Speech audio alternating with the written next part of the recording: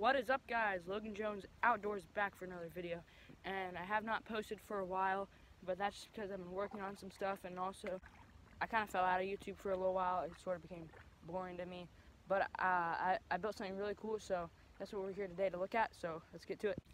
Alright guys, so basically what I've been doing is I built two dams. I built a dam here and a dam right back there, right there. That one is called the mini pond, and right here this one is called, it's like the big pond. So basically what we're going to be doing is this gets down to about 2.5 feet, the big pond, and we're basically going to be putting, we might even buy like a big koi fish or something, but we're definitely going to put some like bass in here, some catfish, and what will end up happening is once the bass get used to their environment, we'll throw a frog in there or a lizard, and it'll go right across the surface, and the bass will jump out of the water and eat it, and we'll get like little shads. So yeah, so we got that bass pond right there with other stuff. We're not going to go fishing for the bass when we put them in there because that's kind of mean. But we're going to put bass in there and basically just feed them. And it's going to be so cool to look at. And they'll be our pets, basically. But let me tell you what this is. This is kind of dirty right now. But when it rains, it should get washed off. My boots are just kind of muddy. But basically, you can come on here.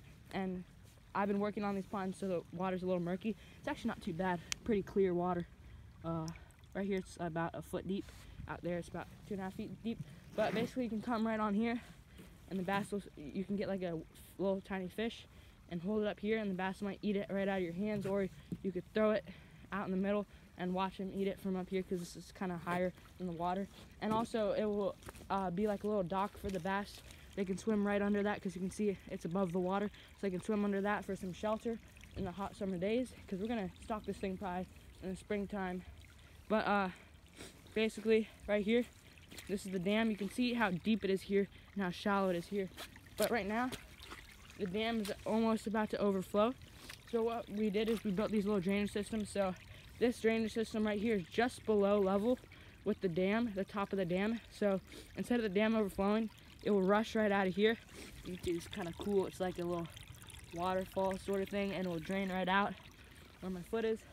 And then it'll go down into the mini pond, which we'll get to in a second. There's also these two drainage systems here, just so that one doesn't get overrun if there's like a rainstorm. These ones are always going 24/7, and they're really beautiful in my opinion.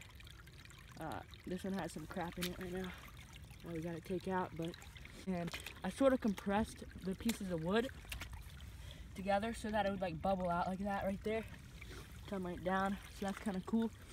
Basically I just drilled some super tiny holes about that big in the piece of wood, and then I sort of directed them out this way because I noticed that the thing was about to overflow, and if it overflows it would wash away all the mud and stuff that I used to hold it up.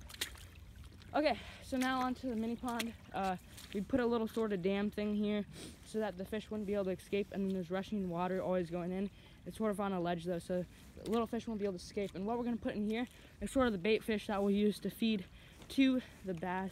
So like little bluegill, little brim, that sort of thing will go in here, and maybe some permanent fish, like maybe some little, we might buy like a bunch of goldfish since they're only like 30 cents each.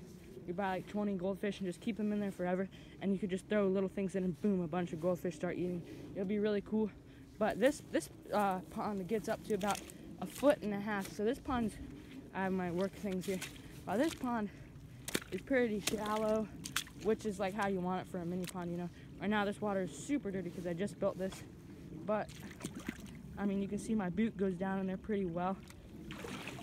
So I mean it's definitely deep enough for anything. This is like a massive like pond for goldfish, because usually goldfish go in like a little tank.